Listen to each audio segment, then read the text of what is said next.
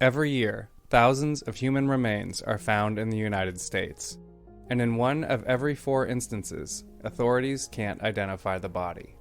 That's starting to change. I'm Dave Killen, co-host of The Unidentifieds, a new limited series podcast from The Oregonian and Oregon Live. We go deep into several cold cases and explain the science that's helping experts give these long-forgotten people their names back. Look for The Unidentifieds after you've finished listening to this podcast. Subscribe to The Unidentifieds on Apple, Spotify, Google, or wherever you listen to podcasts. NIL Now with Lauren Sisler and Kevin Jones. If you want to learn more about name, image, and likeness, you need to go to The Source. The NIL Now podcast from Headline Studio and Reddit highlights the biggest storylines with comments from key guests in the college and high school NIL space. NIL is not a cherry on top. It needs to be thought about as a part of these young men and women's future to, further their careers. You should be able to leave college with something. Subscribe to NIL Now on Apple, Spotify, Google, or wherever you listen to podcasts. Welcome in Rose City to Soccer Made in Portland. I'm Ryan Clark, joined by Chris Reifer. A jam-packed week gone by for PTFC. The Portland Thorns with a 3-3 draw at the North Carolina Courage. And the Portland Timbers with a pair of matches, one in the regular season, a 2-2 draw against Austin FC. Stalemate snatched from the jaws of victory. And a loss in the U.S. Open Cup, 4-3 to Real Salt Lake last night being Wednesday. We're recording this podcast Thursday morning here. Fresh off that Open Cup match, Chris, we'll start there. The defending was, let's say, brutal for some stretches for a Timbers side that was pretty rotated, pretty not like anything resembling a first team, and just had some really brutal moments at the back that led to 4 goals for Real Salt Lake. Now the other end, there were some fun and exciting moments. Obviously, Sebastian Blanco starting things out with his first goal of 2023. Yeah, kind of a when playing it out of the back goes wrong moment for RSL. But yes, nice to see Seba get on the score sheet. It was great. You're not going to find a much easier goal than that, but love to see him put the ball in the back of the net regardless. That, of course, was sparked by the play of Noel Caliscan, who pressured on that play and then ended up getting the assist. He had another assist later in the match on a ball back to Justin Rasmussen, who scored his first goal for the Timbers in any actual competition. He had one in a preseason match last year, but first one in an actual competition for Rasmussen, despite a bit of a rough game for him and the others playing at the back, particularly, center backs Tyler Clegg and Larissa Mabiala didn't have a great game. A bit of a rough game is also a nice way to put it. Yes, being charitable in terms of talking about that individual performance, but a couple players that stood out and I thought played well. Marvin Loria was very active and aggressive and showcased, I think, some of the ability that makes him first team capable. It's just the times he's been in and contributing for the Timbers, he hasn't quite been consistent and shown that on a regular basis, that speed, dynamism, that ability to make plays and put nice crosses into the box. He was good. And Pablo Bonilla is another one who I think had a good game despite the team's struggles at the back. Both of those guys, definitely some upside, but either way, the Timbers are eliminated now from the U.S. Open Cup. They will not advance to the round of 16.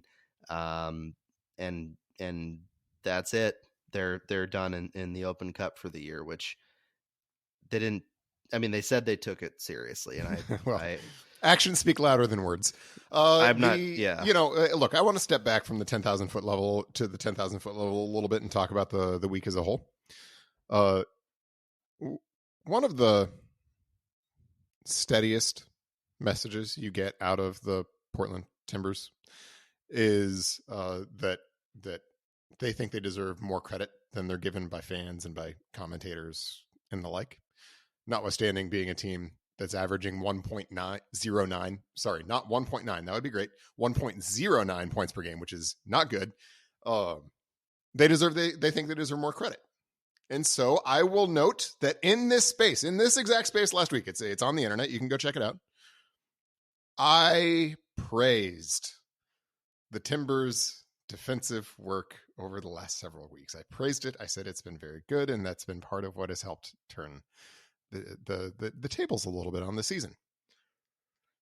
They played 2 games since I made those comments. Those 2 games were against Austin, a team averaging 1.00 points per game, and that hasn't been able to find goals consistently. And, by the way, was missing the one guy who actually does score goals in Driussi. And they played a heavily rotated, not heavily, a moderately rotated RSL team. RSL is a team averaging 1.1 points per game, which is 1/100th of a point per game, better than the Timbers. Not great teams, not great opponents, missing key guys, both games at home. The Timbers shipped 6 goals. 6 goals to those 2 teams in 2 games. And they came out with 1 draw and a loss in 2 games that, if you are a competent soccer team whatsoever, would be 2 pretty routine wins. So, shame on me for coming out and giving them that praise, because they immediately turned around and said that praise is wildly unwarranted. Not just a little bit unwarranted, but wildly unwarranted. That is a terrible week for the Timbers. Just awful. There is nothing good to say about that. That is an awful week for the Timbers. If you are a team that has the aptitude to accomplish absolutely anything at all, that is not a week in which you have those 2 opponents and you're going to take 1 draw out of it. Absolutely catastrophic week. To the extent that there was hope of a turnaround coming in, to the extent that there was a corner being turned, they turned the corner into a brick wall. And that is now gone. So that is an awful week.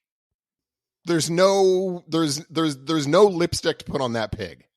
And I retract my comments about the Timbers' defensive improvement. They have gone radically the other direction. It has been shambolical over the course of the last week. And at this point, I don't think there's a lot of reason to think that this is a team that's going to compete. I think they are who their record is, and that's 1.09 points per game, which I don't care where you are relative to the red line or wherever that keeps moving every year. That's terrible. 1.09 points per game is bad. It's bad in every league in the world, and it's bad. And the reason the Timbers have 1.09 points per game, and by the way, are out of the U.S. Open Cup, is because they have been bad. That's it. Around the team, the feeling is obviously much more optimistic. Obviously, Gio's personality is such that he is the type of person to find positivity where there isn't much, right? It has to, in part, I think, to do with the fact that head coaches sometimes have to do that in order to protect themselves. Not saying that's what's happening with Gio, but that's part of the game, right? Yeah, I mean, he doesn't have the luxury of being able to go on the rant that I just did in public. No, of course not. And behind the scenes, I'm sure he's incredibly frustrated, not only by his team's lack of performance, but the lack of personnel that he has right now. Like the fact that nothing happened at the transfer deadline to improve their fortunes is part of the reason why they're in this position, right? I think there's definitely signs of potential improvement happening. Are there? I mean, this is sort of what I keep coming back to. I mean, yes, bad teams sometimes have good performances, but if those performances were reflective of a bad team growing, then you don't drop that result against Austin, right? Yeah, no, and that's the thing is the momentum is being talked about. There are individual players for whom fortunes are changing. You think about guys like Evander starting to come into their own a little bit more. He had a good game against Austin. Zach McGraw, obviously a young guy that has been one of their stalwarts all year, and their defensive shape had seemed to be improving. But regardless of those things, you're not getting the results, right? So it's easy to say that the momentum is heading one direction. But again, actions speak louder than words. Yeah, the actions do speak louder than and if the words. momentum is shifting, then go beat a bad Austin team without its best player. If the momentum is shifting, go win against a rotated RSL team at home in the U.S. Open Cup. Like, if the momentum is shifting, go do those things. But if you don't do those things, the momentum isn't actually shifting. You're just a 1.9 points per game team. Yeah, 1.09. Yeah, 1.09. Yeah. Sorry, once again, 1.9 would be outstanding. That would be great. That would be. But yeah, like the Timbers sit right now at 3 wins, 5 losses, 3 draws, 12 points, tied with Minnesota for 8th. So Timbers are in 9th right now, having played one more match. Colorado has the same number of points. They're in 10th. And 1 point back is that Real Salt Lake team that has not been good this year. And even with the expanded playoffs, 9 freaking teams in MLS are capable of making, quote unquote, the postseason. The Timbers are still on the verge of not being in that at all, which would be a catastrophic failure for a club that it talks a lot about its place in MLS history and about its tradition and about its competitive consistency over the years. After a year where you don't make the playoffs last year under a smaller window or smaller line, I guess, higher up line than this year. If you pull something like this in 2023 where you're not making the postseason, I mean, where are you other than backsliding? And I mean, I just have to push back again on the idea that making the postseason, such as it is a relevant sort of benchmark for success. Yeah, even if they do, like what is that? To what end? You're right that if the postseason began today, a team that is on 1.1 points per game would make the postseason. I'm sorry. 1.1 points per game in the league. That's bad. That's bad in every league in the world. That is not a sign of success, whether you qualify for a play-in game or not. Like, that's just bad. And that's not like a hot take. And we're at the point now where you are your record. We've played enough games. The Timbers have 12, 13 games in all competitions so far. They are their record. There is no hiding from that. And it's just really frustrating when we've been talking about this stretch in May being sort of the Timbers' best opportunity to get themselves back into a place where they're competitive. To have a week as terrible as this last week has been. And to see the casualness with which these results have gotten away. Both results got away. Timbers led in both games. In fact, they led multiple times in both games. And they let those results get away. And to see the ease with which those results slipped away in what is an absolutely critical stretch. Look, if they're still around 1.1 points per game going into June with what the June schedule looks like, stick a fork in them. The only thing they're playing for is Leagues Cup. So so seeing those 2 results get away the way they did is really concerning. And there should be 5 alarms going off in Timbers world right now, because this is their window and they have already lost some of that window. There's still some more of it left, but if they don't start going on a tear now, 2023, whether they finish at 1.09 or 0 point something or 1.2 points per game or whatever it is, it's not going to get to a point where it's something that they can hang their hat on. And yeah, you're not adding to the trophy case. You're not building on the club's legacy. You're not creating an attractive place for potential transfers to come if they see it as an opportunity to win and succeed in MLS. You're diminishing in many ways a brand that, yes, Timbers executives and coaches over the years have mostly been right in that the Timbers have been a positive and shining example for the rest of MLS.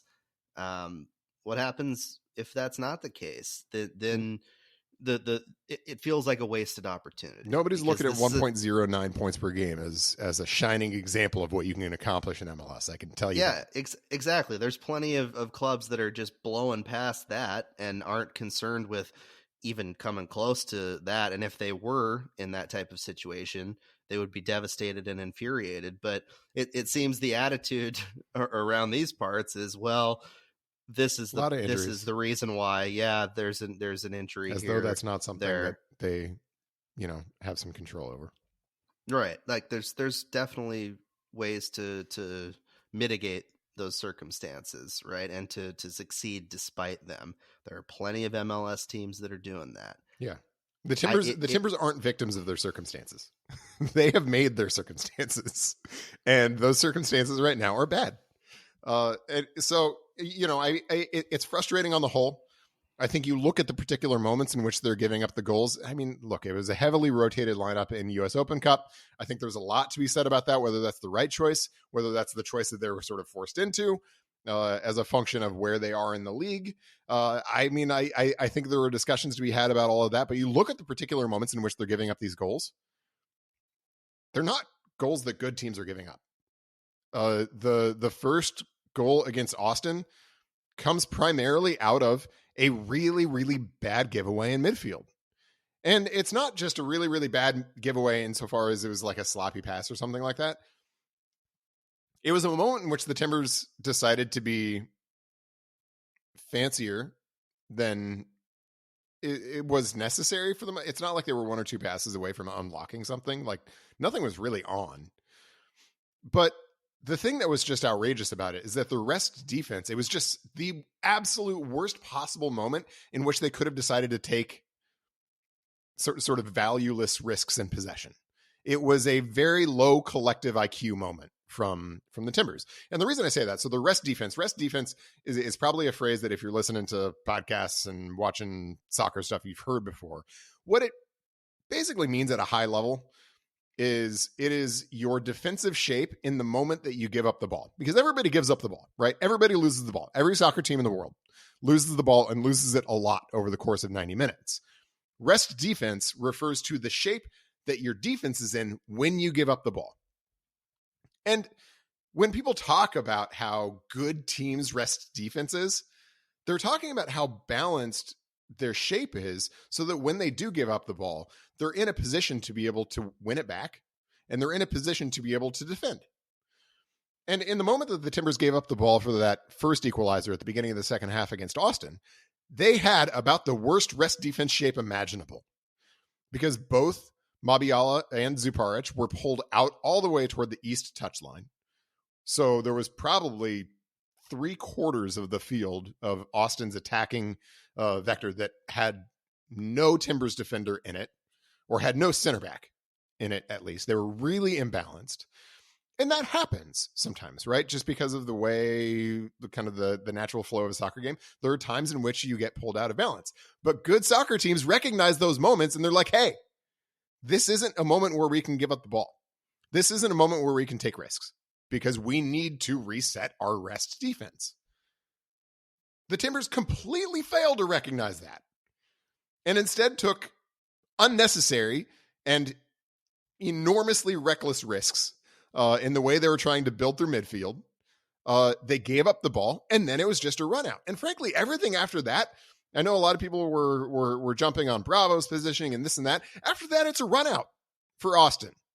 And that's really hard to defend. So what they did during the run out isn't really the problem, because that's just a hard situation to defend. What the problem is, the risks they took with the ball in the moments in which they were really out of balance. And that's just the kind of stuff that good teams don't do. That's the kind of stuff that teams that are building momentum and that are growing into themselves don't do, especially in home games against teams that they should beat. And that's the kind of stuff that drops results. And that's the kind of stuff that when you're doing those things, you're not going to be able to put together the kind of run that the Timbers need to put together in order to not be a 1.09 points per game kind of team. And that's what I'm talking about when I mean the Timbers are their record. When you're doing that stuff, that's who you are. You are a 1.09 points per game team. And there are critical moments where, whether it's personnel or, just tactical shape or anything like that, like good teams don't make these type of errors, right? Like Dario Zuparic after the 2-2 draw against Austin, he had a fun press conference for the most part. He's an interesting guy.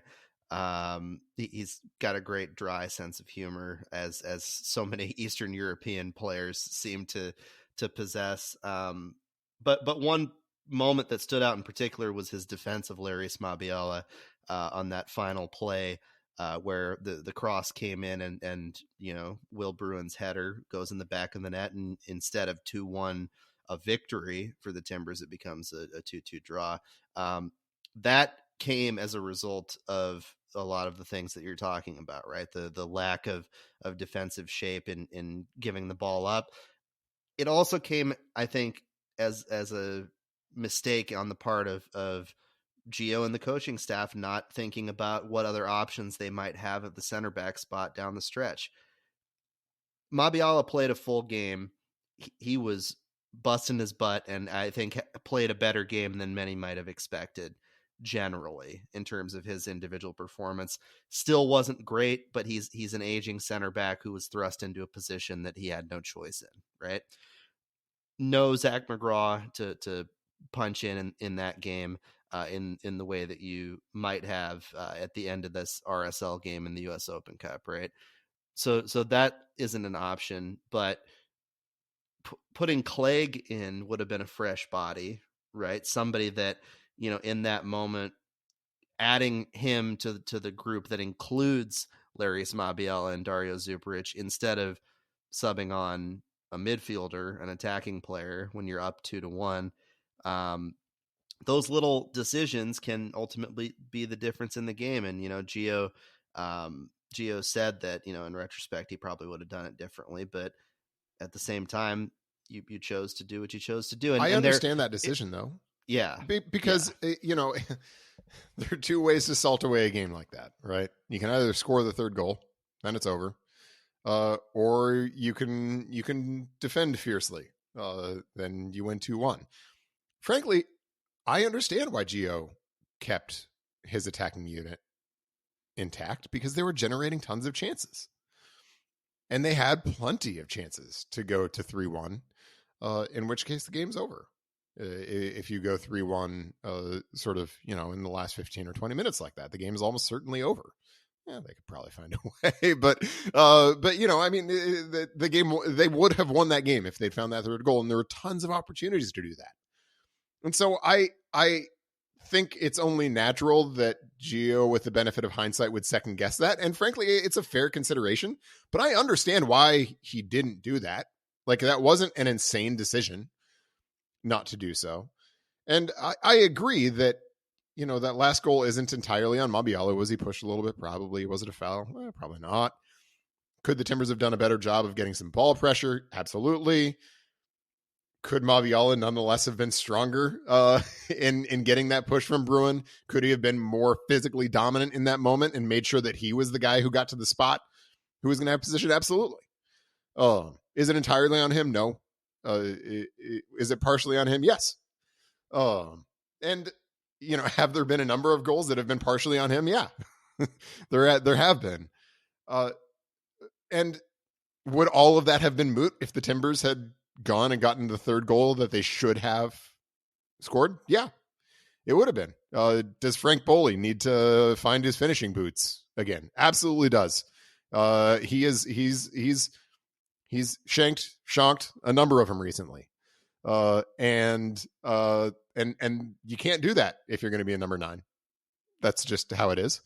Does Jaroslav Nizhgoda need to be able to find himself more regularly in spots to score goals in non-US Open Cup games? He does. Nice goal against RSL Really nice clinical take. finish. Yeah. Yeah, if he can carry like momentum like that back into the regular season, like he becomes their starting forward again. Right? Yeah, I mean, like by default, basically, Yeah. but absolutely. But like, we haven't seen that.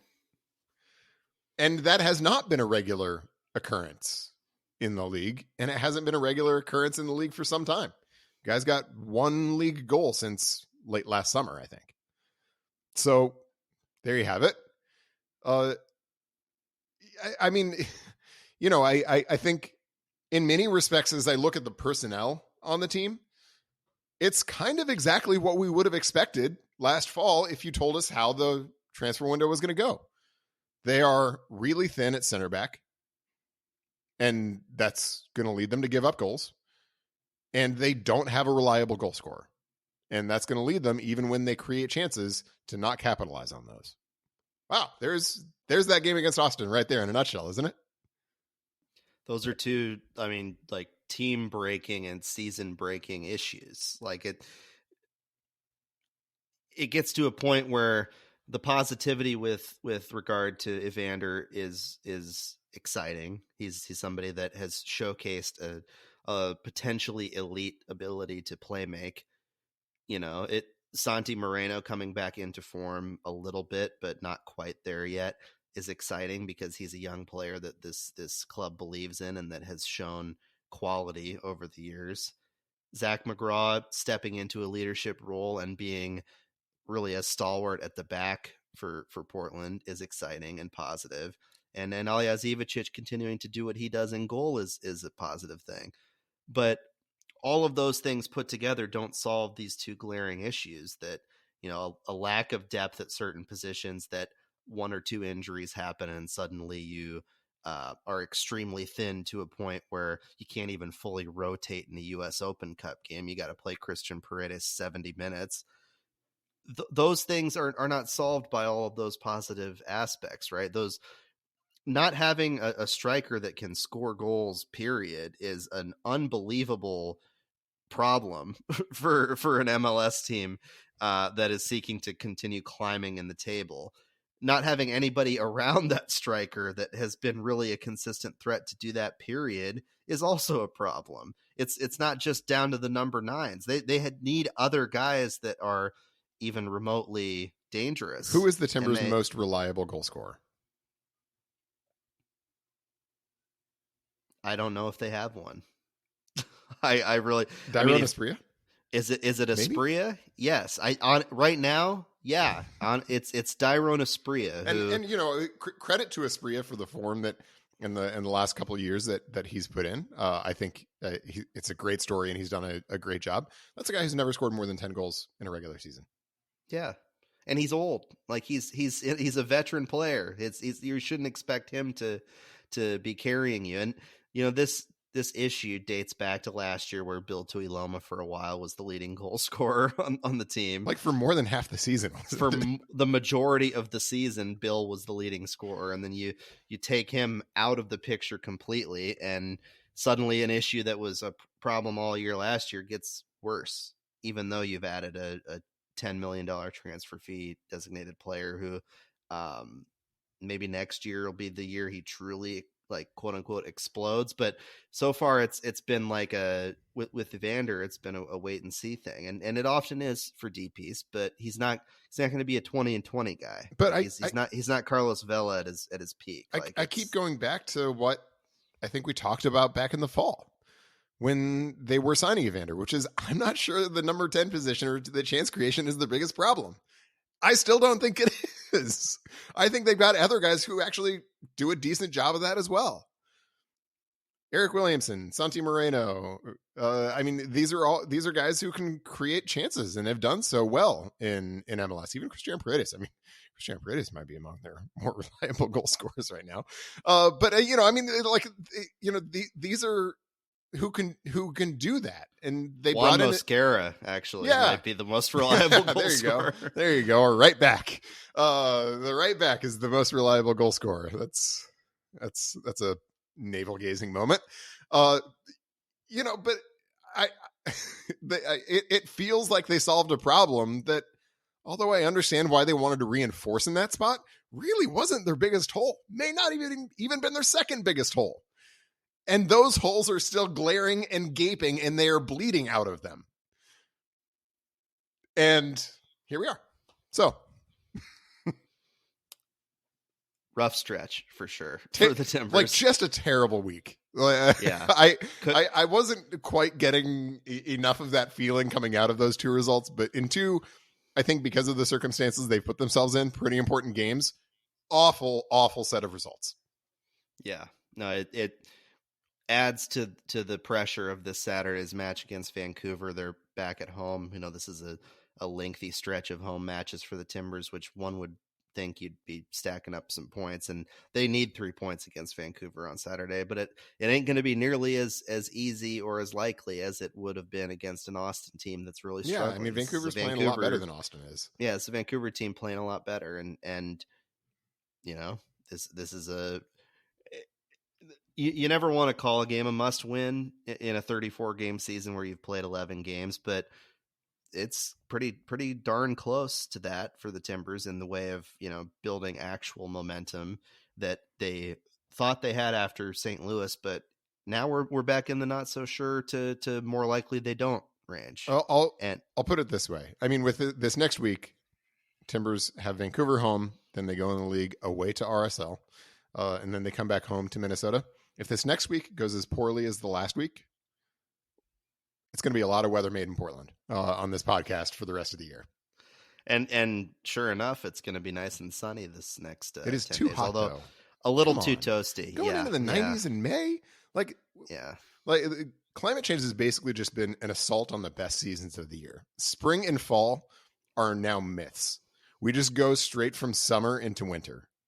Yeah, we're reducing to 3, maybe 2 seasons in Oregon. Like the seasons in Oregon now are winter, post-winter, summer, post-summer, and then back into winter. That sucks. Sorry, and fire season, which is weaved into that. It's like the post-summer period post-summer, is fire season. It's great. Yeah. Yeah, there's a little bit of fire. Hopefully not as many fires this summer. I would like to go outdoors. It'd be fun. Yeah, I think going outside is great.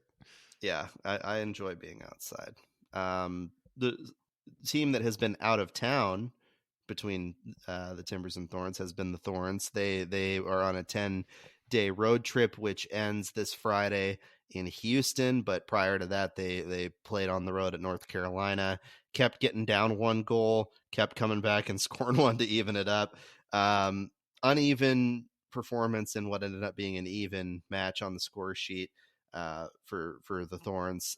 They were lucky in that, the defensive lapses that they had were made up for by some really excellent, dangerous attacking play from individual players, including Olivia Moultrie. And from the team. And from the team generally, which continued its strong momentum on that side of the field. But no Becky Sauerbrunn at the back has really shown for this Thorns team. 2 consecutive 3-3 draws now against a couple of solid NWSL sides. I would say Angel City is probably the better of the two between North Carolina and Angel City. Yeah. But regardless, those are not the results you want if you're the Thorns. You don't want to be giving up 3 goals if you're a championship side that has prided itself on defense the last 2 years. It's really, save for the fact that, they led the league in goals last year and are probably going to do it again this year. What has set the Thorns apart has been the way they've defended and clamped teams down. And that has been relatively non-existent the last 2 weeks and is troubling in a lot of ways for a team that we, for weeks and weeks, have been lauding as this unstoppable force, and they seem a bit vulnerable, particularly on that end. And I don't think it's just a product of not having Becky Sauerbrunn. I think that there's issues in the midfield, like you've talked about, that are glaring and prevalent. I think there may be some personnel changes there that would alleviate that, i.e. bringing on someone like Rocky Rodriguez. Would be Who's an been easy totally fix. absent so far. And that's been a bit of a mystery. It has been, and it'll be interesting to see if Friday that changes, if Rocky gets more of an opportunity and plays more of that role, because Christine Sinclair has done what elite veteran players are capable of doing, right? Playmaking, utilizing their skill and finishing ability to be dangerous end to end. But if you have Sink playing like a box to box midfield role, she's going to struggle a lot more on one end than on the other, right? Yeah. Like she's a very solid and heady player, but there are limitations that the human body experiences, and she's in her late 30s, and it's hard to play further back in those positions that I think Rocky would have more success. Even in her prime, that's not where she played, right? In her prime, she was a striker. And, this has been an interesting experience having Sink move into central midfield. Actually, before we get into this, I do want to back up and say big difference between the Thorns result this last week and the steaming pile that we just talked about with the Timbers. North Carolina is, if nothing else, at least a competent NWSL team. They're not the Orlando Pride, right? And so going on the road to Cary, getting a point, especially in a place that's been a little bit of a house of horrors for the Thorns over the years, that's not a bad point. And there were things to really like about the Thorns' performance in North Carolina. They were probably on balance the more dangerous of the team. The XG numbers back that up. The XG numbers that the Thorns pretty regularly dominate, they did in this game as well. And so there was a lot here that I think you can point to as being positive. And that's great. I mean, Liv Moultrie's goal was phenomenal. Unbelievable. I didn't even know it had gone in at first. I wasn't sure if it had gone in or if it went back behind and hit the stanchion and came back. Amazing goal. The team goal that the Thorns scored for the second, Crystal Dunn's second goal, was the best goal the Thorns have scored all year. What an incredible team move that was. From start to finish, from Kling's assist to Soph's back heel. That whole thing was just, that is champagne soccer. Outstanding stuff. And so I think there are absolutely things in this game that you can look to. And they forced North Carolina into a number of saves as well. It's not like this was Murphy had 7 or 8 saves on the day. So it's not like they sort of took their 3 only moments that they had of the game. The Thorns were very dangerous, and they absolutely deserved to have 3 goals in this game.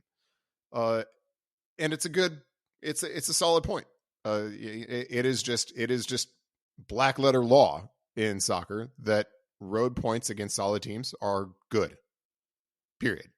You want 3 at home. That's the corollary, right? You need to get 3 at home, which they didn't the week before against Angel City. But a road point against a team like North Carolina is good. But I think there are issues here that we've now seen over the course of the last few weeks consistently pop up that need to be addressed. And I think for me, you've put your thumb on the biggest one, which is just that midfield balance. It feels like they're playing with a 6 and 2 10s. A 6 in Sam Coffey, and then 2 10s in Crystal Dunn and Christine Sinclair. And I think Crystal Dunn has been, obviously, NWSL Player of the Week, phenomenal as one of those 10s. I wouldn't want to change that. I just think it's not a viable balance to play Sink in the 3-player midfield with those 2. And I think Rocky is a true 8. She is the truest 2-way midfielder that they have. She defends, she connects, she does all the things that you want an 8 to do. It's a bit of a mystery for me, as I said a moment ago, why she hasn't been a more prominent feature in the team under Mike Norris. I don't get it. And I would be interested to hear. I don't think he would provide a public explanation as to why. I would be very interested in the explanation as to why. Because it's not even like when she's played, she's shown poorly. I think she's shown basically as who she is. And Rocky was a really important player for the Thorns in the run to the title last year. So I'm a little bit mystified by this. And I think you've really seen the effects of it. Sam Coffey's been on an island.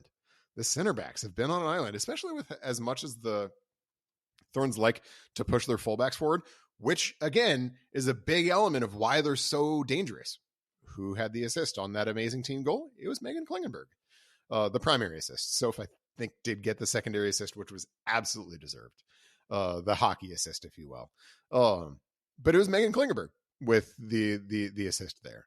But if you're pushing your fullbacks and you have poor midfield balance, your 6 and your center backs are going to be on an island off an awful lot. And boy, did Carolina ever exploit that. Holy moly. That was pretty jarring to see. And it sort of just exacerbates a problem. I guess I'll put it this way.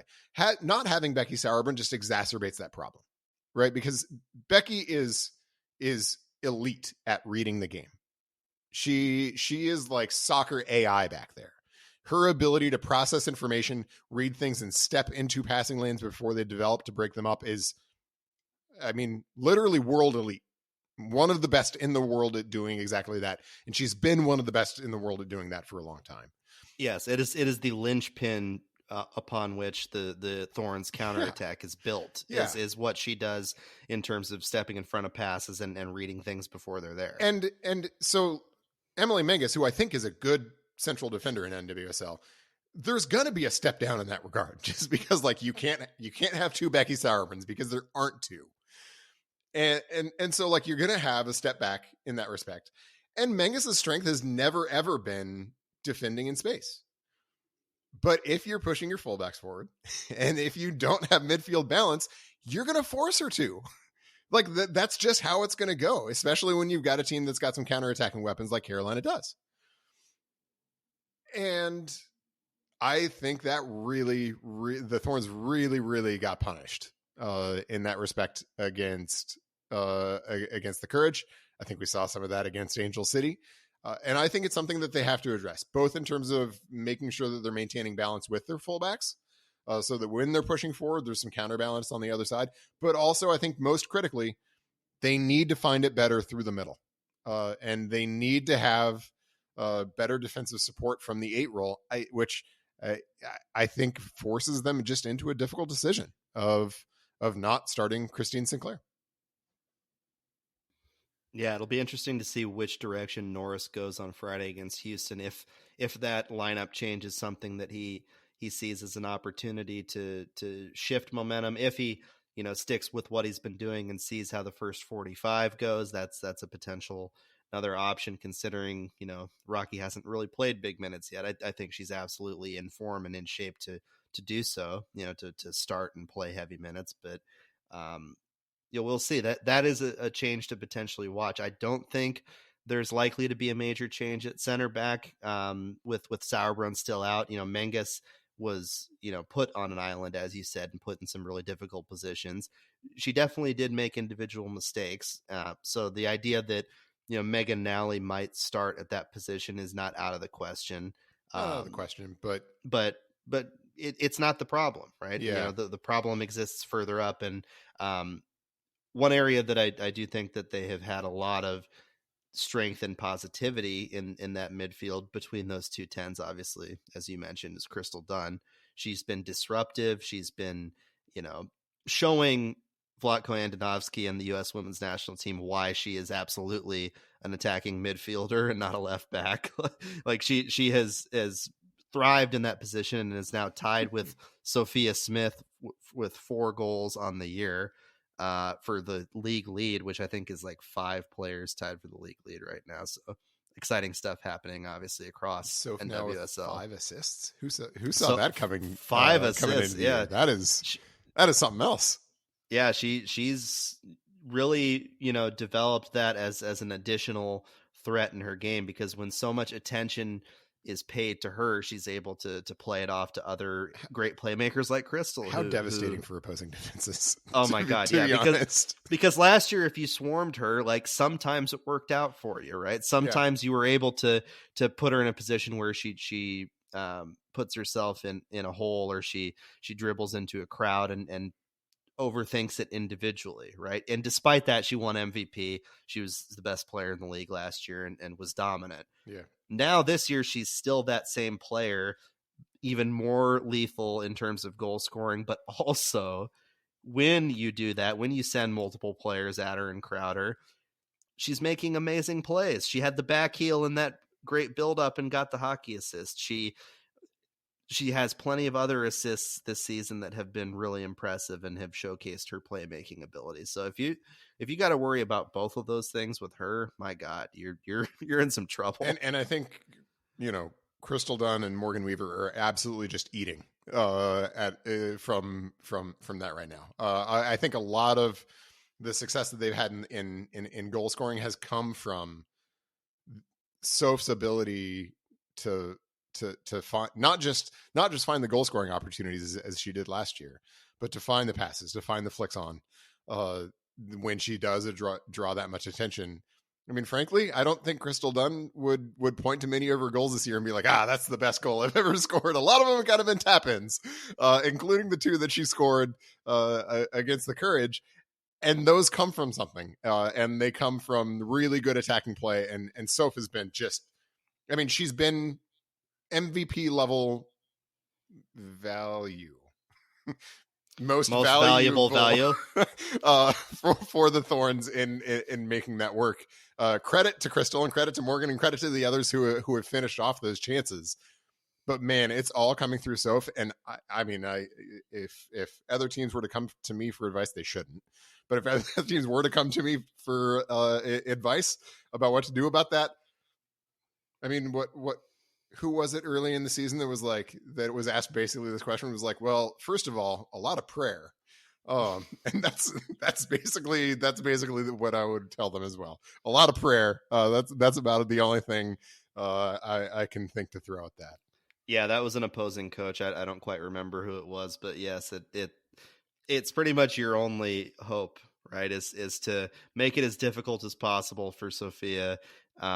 Be as physical as you can, despite the fact that she will be physical right back with you. Like she does not avoid contact. Yeah, she's stronger than all your defenders. She is, and she's tiny, man. She's not like a big imposing forward. She is short and speedy and skilled and strong. Nonetheless, stronger than all your defenders. And still strong. Exactly, still stronger than your strongest center back. It's nuts. So yeah, I mean, seeking help from a higher power would probably be a good move if that's your jam. But other than that, it's like, you watch Steph Curry in the NBA, right? It's like you can, coaches get asked all the time, like, well, how do you slow him down? How do you slow Steph down? It's like, well, you just try to make it difficult for him, but he's going to do what he's going to do. And yeah, that's it. Yep.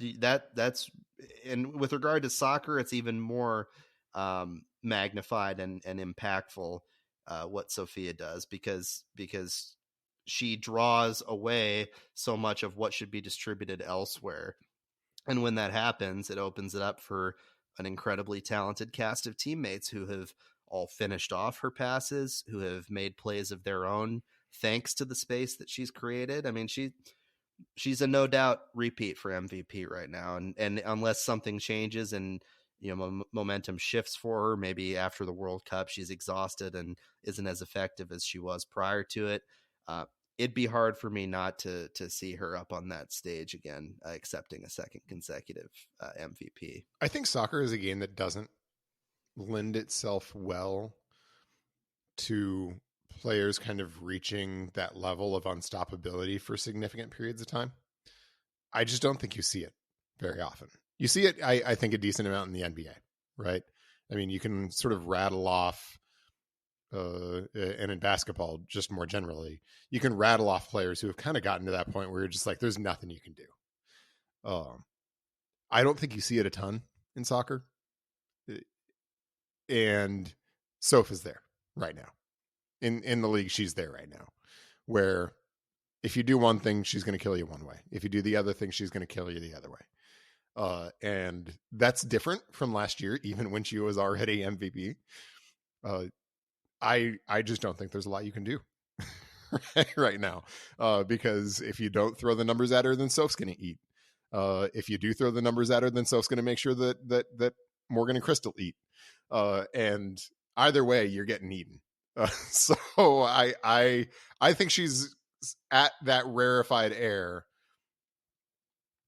that of unstoppability at the moment, one way or the other. And It's really fun to watch for Thorns fans. I think probably extremely unfun to watch for non-Thorns fans.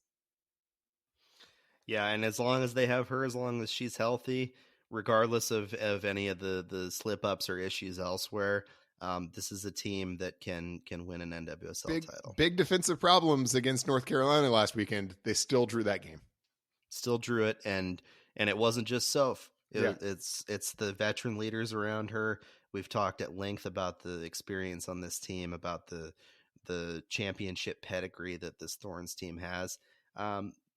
But yeah, I mean, it adds to the importance of Friday for them to get 3 points to try and catapult themselves back up on top of the table right now. OL Reign, who stole away the shield from the Thorns in the last week of last season, they're the shield leaders right now by a point, and they've taken care of business their last few games. Had a few wins where the Thorns have drawn, and that's the difference right now. We talked about like separating themselves from the pack, but in actuality, as you've pointed out before, that's not necessarily possible. Too many good teams in NWSL, just way too many good teams. And, thank goodness for expansion for some of the teams that are dealing with this right now, because maybe that expansion will help other clubs contend and not run into this brick wall that is like the top 4 or 5, even 6 teams in this 12-team league. There's just so much talent in NWSL. That's exactly the thing. There aren't that many teams, and there are a lot of good players, between the United States and Canada that are primarily feeding the domestic talent pipeline in NWSL. So like when you have all those players spread only between 12 teams, you're going to have a lot of teams that are pretty good because you just got a lot of really good players. And the Thorns are one of those teams. Certainly one of them. But, nobody's going to be dominant, including the Thorns. I thought that from day one, and I think that today too. Yeah. And for Portland to even emerge from this season with another championship, despite that parity, I think is an even greater testament to their greatness than if the league was a little more watered down and they were winning title after title, right? It would be huge. I mean, if they repeat this year, that is really something. I still think it's going to be very hard. I am not in this is a foregone conclusion kind of camp. I think they're favorites, but I think they're far from prohibitive favorites. And I think there are a few teams that have plenty of talent and plenty of aptitude to be able to knock them off. So, but if they can do it, yeah, that is, that's songs will be sung about this Thorns era. Yes. Bards will, wait, what is a bard? Hold on. Is that the written, I think that's right. Is that a person that does the singing, or is that the written poetry? That's a decent question. Song? I don't know the answer off the top of my head. Folks, tweet at us with what the the right what is the a right bard? Renaissance role for singing the songs of the legend of the 2022-2023 Portland Thorns if they're able to repeat their title. Big if in a challenging league for sure. So that make sure to tweet at us if you know what a bard is. I could Google it right now, but we're wrapping the show, so I'll just do it after. 5:30 on Friday, the Thorns take on Houston in Houston. That game streaming on Paramount Plus. Thorns are back at home May 21st against a struggling Chicago Red Stars team. 2 p.m. on the 21st. That game, of course, will be airing on Fox 12 Plus for those in the local area, and also Paramount Plus. And that'll wrap it up for us this week on Soccer Made in Portland. We'll be back next week to talk more Timbers and Thorns as their momentums seem to be heading in different directions, as they so often have in the past year. Follow us on Twitter, Soccer Made in PDX, at Chris Reifer, at Ryan T. Clark. Leave us a rating if you so choose. Subscribe to us wherever you get your pods. And thanks for joining us.